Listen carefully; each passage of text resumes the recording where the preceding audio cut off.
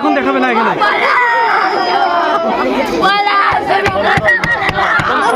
কাশ্মীরে শহীদ হরিহরপাড়ার পলাশ ঘোষ, চোখের জলে শ্রদ্ধা ও গার্ড অফ অনারে শেষ বিদায়। জম্মু ও কাশ্মীরের অনন্তনাগ জেলায় সন্ত্রাস দমন অভিযানে শহীদ হলেন মুর্শিদাবাদের হরিহরপাড়া থানা রকুনপুর বলরামপাড়া গ্রামের ল্যান্স হাবিলদার পলাশ ঘোষ। ভারতীয় সেনার এলিট প্যারা স্পেশাল ফোর্সের এই জওয়ান 6 ও 7 অক্টোবর আহলান গাডল এলাকায় এক অভিযানের সময় নিখোঁজ হন। শুক্রবার তার নিথর দেহ ও অস্ত্র উদ্ধার করে সহকর্মীরা। মৃত পলাশ ঘোষের বাড়িতে রয়েছেন মা, বাবা, স্ত্রী ও 2 কন্যা সন্তান। শনিবার সন্ধ্যায় কফিনবন্দি দেহ নিয়ে আসা হয় তার বাড়ি রকুনপুর বলরামপাড়ায়। বাড়ির উঠোনে নিয়ে যেতে গ্রাম জুড়ে তখন শোকের ছায়া। কান্নায় ভেঙে পড়ে পরিবার, পরিজন ও স্থানীয় মানুষজন।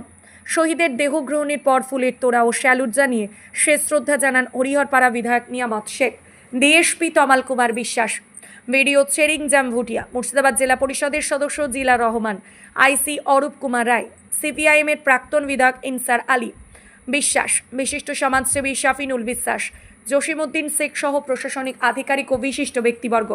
ভারতীয় সেনার সদস্যরা প্যারেড ও গার্ড অফ অনারের মাধ্যমে তাদের সহযোদ্ধাকে শেষ শ্রদ্ধা জানান। এরপর কফিনবন্দি শহীদের দেহ নিয়ে যাওয়া হয় গোড়াবাজার শ্মশানঘাটে, যেখানে গান স্যালুটের মাধ্যমে দেশের এই বীর সন্তানকে দেওয়া হয় শেষ বিদায়। হরিহরপাড়া থেকে রাকিবুল ইসলামের রিপোর্ট, এইচপি নিউজ বাংলা।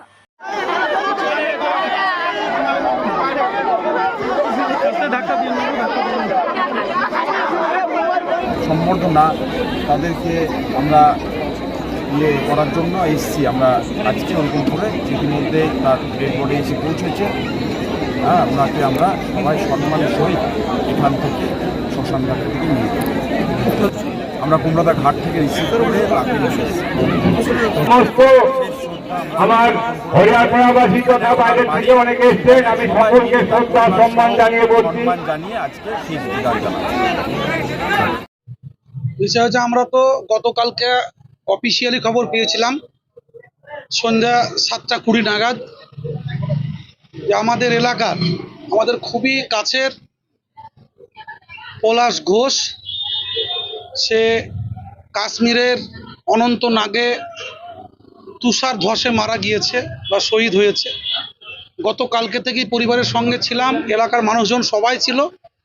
আজকে আমরা রকুনপুর এবং আশেপাশের মানুষের পক্ষ থেকে প্রায় 1000-এর কাছাকাছি মোটর বাইকে ভারতবর্ষের জাতীয় পতাকা সঙ্গে নিয়ে শহীদ জওয়ান পলাশ ঘোষকে শেষ শ্রদ্ধা জানানোর জন্য রিসিভ করতে গিয়েছিলাম কুমড়াদা ঘাট পর্যন্ত, আমাদের এরিয়া পর্যন্ত। সেখান থেকে আমরা তার সঙ্গে মৃতদেহের সঙ্গে এসেছি এবং এখানে এসে শেষ শ্রদ্ধা জানালাম। আমাদের মাননীয় বিধায়ক সাহেব ছিলেন, নিয়ামত শেখ সাহেব, আমি ছিলাম, আমাদের প্রধান সাহেব ছিল, আমাদের সমস্ত নেতৃত্ব, গ্রাম পঞ্চায়েত মেম্বার থেকে শুরু করে এখানে দল বল মত জাতি ধর্ম নির্বিশেষে সমস্ত মানুষজন ছিল। তার সাথে সাথে তৃণমূল কংগ্রেসের সমস্ত নেতৃত্ব ছিল, আমাদের ডিএসপি সাহেব ছিলেন, এডিএম সাহেব ছিলেন, বিডিও ম্যাডাম ছিলেন, আইসি সাহেব ছিলেন, সবাই মিলে এবং তাদের যে প্রশাসনিকভাবে এই যে মিলিটারি বাহিনী যারা নেতৃত্ব, কোচ থেকে শুরু করে কমান্ডো থেকে শুরু করে সকলে মিলে আমরা রকুনপুরের মানুষ, সাধারণ মানুষ থেকে সবাই মিলে তাকে শেষ শ্রদ্ধা জানালাম। বিভিন্নভাবে ফুলের মাল্যদানের মধ্যে দিয়ে আমরা চাই তার আত্মা শান্তি কামনা করছি এবং ভারতবর্ষের বীর শহীদ জওয়ান হিসেবে তাকে আমরা স্যালুট করছি। আজ তার মৃতদেহ কাজ সম্পূর্ণ হবে, তাতে এখন তাকে শ্মশান যাত্রা নিয়ে যাচ্ছে, আমরা সকলেই সেখানে যাব।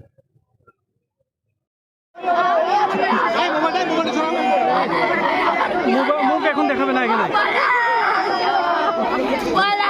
পলাশ ঘোষ আমাদের খুবই কাছের ছেলে, একদম প্রতিবেশী। আমরা ছোট থেকে তাকে দেখে আসছি। মানে এত সৎসাহস, এত প্রাণবন্ত, এত উৎফুল্ল ছেলে আমাদের পরিবেশে খুব কম আছে, আর নাই বললেই চলে পলাশের মতো দেখতে। আর ভীষণই ভালো ছিল, ভীষণই ভালো। তার সঙ্গে যতটুকু কম মানে বলবো ততটুকু কম হয়ে যাবে। আজকে দেখছেন তার এই ভালোবাসায়, আজকে না হলেও তার বন্ধু অন্তত এই প্রতিবেশী থেকে বলছি 1000 ছেলে গেছে তাকে রিসিভ করতে এখান থেকে কুমড়াদা ঘাটে। তারই ভালোবাসাটা না, পলাশ যে বীর শহীদ প্রতিপ্রাপ্ত হয়েছে এটা সবার যেন বুক ফুলে উঠেছে। হয়তো তার পরিবারে একজন মা তার সন্তান শোক পালন করছে, একজন পিতা তার সন্তানকে হারিয়েছে, গভীর শোক আছে পরিবারে, তার স্ত্রী, তার ছোট্ট ছোট্ট 2 মেয়ে। আমরা তাদের দিকে তাকাতে পারছি না, তারা ভীষণভাবে ব্যথিত, দুঃখিত। কিন্তু আরেকদিকে গোটা সমাজের বুক ফুলে উঠছে পলাশকে নিয়ে। আমাদের পলাশ অমর হোক, অমর রহে। সে ভারত মাতার সন্তান হিসেবে আজকে নিজের জীবন বলিদান করেছে, আত্মবিসর্জন দিয়েছে। এটা আমাদের কাছে একদিকে গর্ব। পলাশ কয়েকদিন আগে ছুটিতে এসেছিল। পলাশ সবার সঙ্গে দেখা করে, কখনো ছুটিতে এসে বাড়িতে বসে থাকে না, গোটা পাড়া ক্লাব সবার সঙ্গে, পুজো মণ্ডপ সবার সঙ্গে দেখা। আমার সঙ্গে দেখালো, আমার বললো কাকা ভালো আছো? আমি বললাম তুমি কবে এসেছো? বললাম কাকা কয়েকদিন এসেছি। ও পঞ্চমীর দিন গেছে, পঞ্চমীর দিন, দুর্গাপুজো পঞ্চমীর দিন এখান থেকে গেছে। প্রত্যেকের সঙ্গে কথা বলে মনে হচ্ছে না যে পলাশ হারিয়ে গেছে, পলাশ আর আমাদের মধ্যে নাই, এটা আমরা ভাবতেই পারছি না। এই গেল পলাশ, মানে এখনো আছে পলাশ, এটাই আমাদের মনে হচ্ছে। আমাদের আমাদের শহীদের মরদেহ এসে গেছে, অফিসারদেরকে কাজ করতে দিন, কেউ আওয়াজ করবেন না, মুখে